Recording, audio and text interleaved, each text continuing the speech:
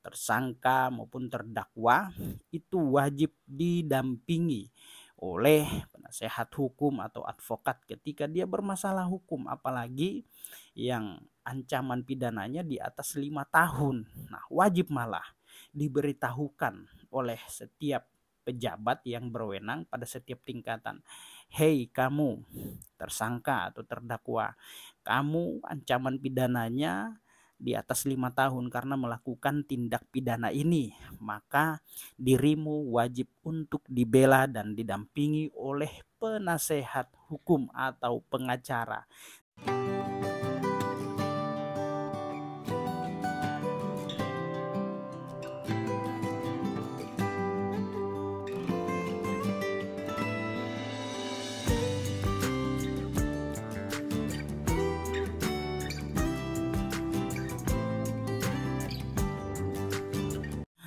Halo teman-teman, apa kabar guys? Semua sehat selalu ya, amin. Nah, ini ada yang bertanya ya kepada saya, ini saya mau jawab dulu ya.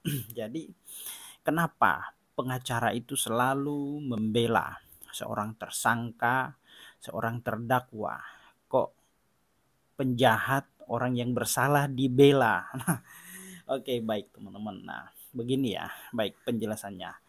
Simak terus video ini sampai selesai ya, biar tahu jawabannya. Kenapa pengacara atau advokat itu membela seorang tersangka, terdakwa, ataupun orang yang diduga melakukan suatu tindak pidana ya. Nah, baik teman-teman, gini ya. Jadi pada dasarnya ya, tersangka atau terdakwa itu mempunyai hak untuk didampingi oleh penasehat hukum atau advokat dalam setiap tingkat pemeriksaan. Nah, setiap tingkat pemeriksaan itu maksudnya begini. Di setiap tingkat penyidikan ya, di kepolisian, di tingkat penuntutan, yang nuntut itu jaksa, dan setiap tingkat pemeriksaan. Pemeriksaan itu di dalam persidangan, kewenangan hakim ya. Nah, itu. Nah, maksud dari advokat membela tersangka ataupun terdakwa adalah bukan semata-mata agar kliennya itu dibebaskan dari segala tuntutan. Nah, tetapi advokat menjadi penasehat atau pendamping tersangka maupun terdakwa di muka pengadilan dan melindungi hak-hak yang dimiliki tersangka atau terdakwa agar tidak dilanggar. Nah, itu kira-kira teman-teman ya. Jadi dia punya hak untuk didampingi, dibela agar hak-haknya tidak dilanggar. Nah, misalkan dalam hal proses pemeriksaan di penyidikan, maka dia wajib didampingin teman-teman ya. Nah, takutnya ada intervensi di sana, terus kemudian ada intimidasi, kekerasan dan lain-lain, maka dari itu ya seorang tersangka harus menyampaikan apa yang dia ketahui, apa yang dia rasakan, dan apa yang dia alami ya, tidak berdasarkan atas tekanan, intervensi, dan secara penekanan secara berlebihan. Nah, biasanya kan kalau orang sudah menjadi tersangka itu tekanan psikologinya pasti sudah mulai tertekan dan tidak bisa berbuat banyak, berpikir pun juga tidak jernih ya. Maka ketika seseorang dalam tekanan memberikan keterangan pasti takut, terus kemudian ada hal-hal yang sekiranya tidak boleh disampaikan, maka ya dia harus konsultasi dulu dengan penasehat hukumnya, kira-kira seperti itu ya. Nah, lalu kemudian KUHP sendiri ya pada dasarnya telah menjamin hak tersangka ataupun terdakwa untuk dibela atau didampingi penasehat hukum pada setiap tingkat pemeriksaan. Nah, hal ini antara lain telah diatur di dalam beberapa pasal. Ya, ini diatur di dalam KUHP ya. KUHP itu undang-undang teman-teman ya. Di dalam pasal 54 KUHP. Nah, guna kepentingan pembelaan, tersangka atau terdakwa berhak mendapat bantuan hukum dari seorang atau lebih ya penasehat hukum selama dalam waktu dan pada setiap tingkat pemeriksaan menurut tata cara yang ditentukan oleh undang-undang. Nah, pasal 54 ini sudah menjelaskan pasal 54 KUHP ya, bahwasanya ya dia berhak untuk mendapatkan bantuan hukum ya. Lalu kemudian pada pasal 55 KUHP juga menjelaskan di situ untuk mendapatkan penasehat hukum ya tersebut dalam pasal 54, tersangka atau terdakwa berhak memilih sendiri penasehat hukumnya. Ingat ya. Jadi tersangka ataupun terdakwa dia bebas memilih kuasa hukumnya, penasehat hukumnya. Nah, itu ya. Nah, lain halnya ketika dia tidak sanggup membayar jasa pengacara, maka pejabat yang berwenang, entah itu penyidik, jaksa maupun hakim, berhak untuk menunjuk kuasa hukum, penasehat hukum untuk diri seorang tersangka ataupun terdakwa pada setiap pemeriksaan. Nah, itu ya. Nah, pada pasal 75 ayat 1 KUHP juga, tersangka atau terdakwa yang dikenakan penahanan berhak menghubungi penasehat hukumnya sesuai dengan ketentuan undang-undang. Maka ketika ada tersangka ataupun terdakwa, dia punya hak untuk menghubungi kuasa hukumnya, penasehat hukumnya. Jangan dikekang dia, jangan dibatasi kebebasannya ya, kebebasan dalam artian untuk menghubungi kuasa hukumnya atau pengacaranya. Nah, ketika dia butuh pengacara untuk berkomunikasi, maka pihak pejabat yang berwenang harus memberikan leluasa untuk berkomunikasi dengan dengan kuasa atau penasehat hukumnya. Tidak boleh dibatasi karena itu merupakan jaminan ya.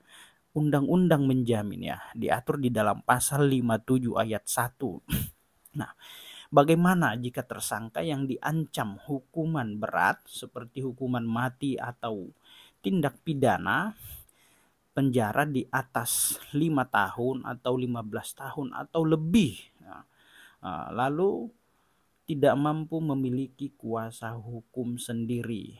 Nah, seperti yang saya sampaikan tadi, maka khusus bagi tersangka tersebut, maka pejabat yang bersangkutan wajib untuk menunjuk penasehat hukum bagi mereka. Nah, orang yang tidak sanggup atau mampu membayar jasa pengacara, nah, di mana si tersangka ini diancam pidana di atas 5 tahun, maka wajib baginya untuk didampingi ya. Ingat ya, tersangka atau terdakwa yang ancaman pidananya di atas 5 tahun, maka wajib baginya untuk dibela, didampingi oleh advokat, pengacara atau penasehat hukum ya.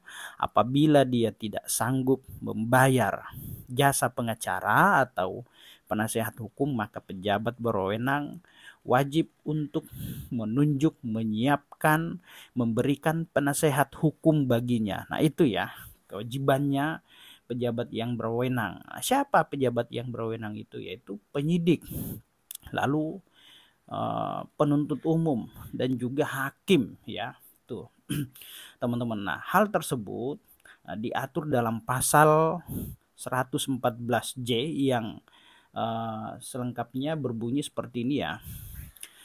Pasal 114 KUHP, dalam hal seorang disangka melakukan suatu tindak pidana sebelum dimulainya pemeriksaan oleh penyidik, maka penyidik wajib memberitahukan kepadanya tentang hak untuk mendapatkan bantuan hukum, bahwa ia dalam perkaranya itu wajib didampingi oleh penasehat hukum sebagaimana dimaksud dalam pasal 56.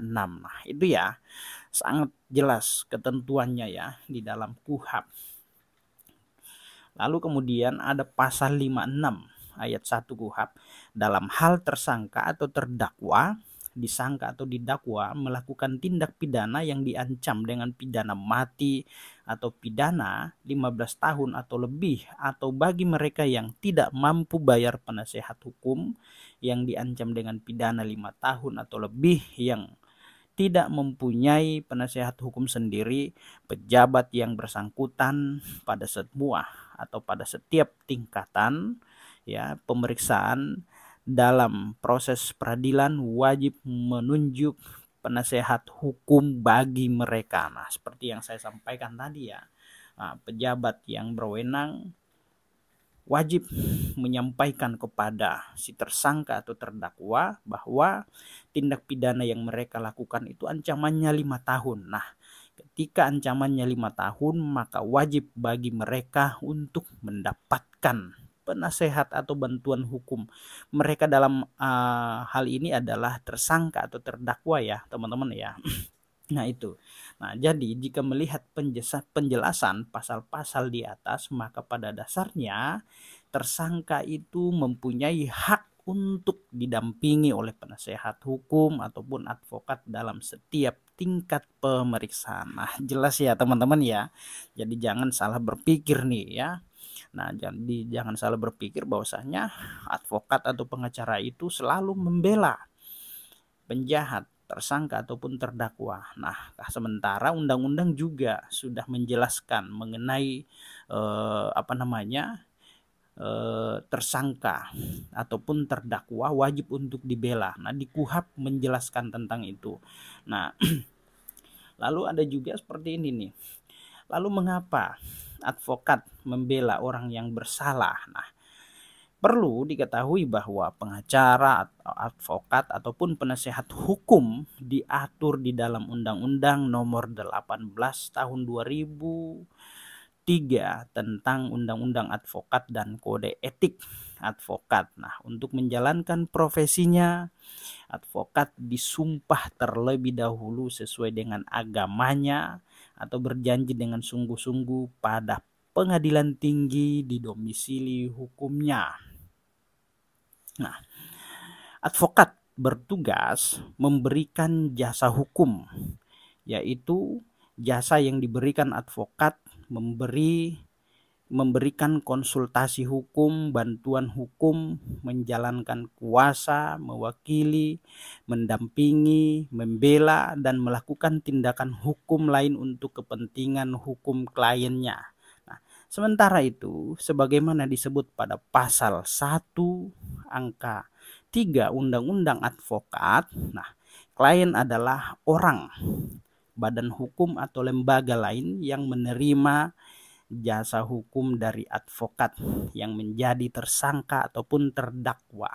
Nah, selain KUHP juga diatur di dalam Undang-Undang Advokat Nomor 18 Tahun 2003 ya, tentang advokat dan kode etik. Nah, jadi sangat jelas ya regulasinya ya, aturannya teman-teman, bahwasanya tersangka maupun terdakwa itu wajib didampingi oleh penasehat hukum atau advokat ketika dia bermasalah hukum, apalagi yang ancaman pidananya di atas 5 tahun. Nah, wajib malah diberitahukan oleh setiap pejabat yang berwenang pada setiap tingkatan.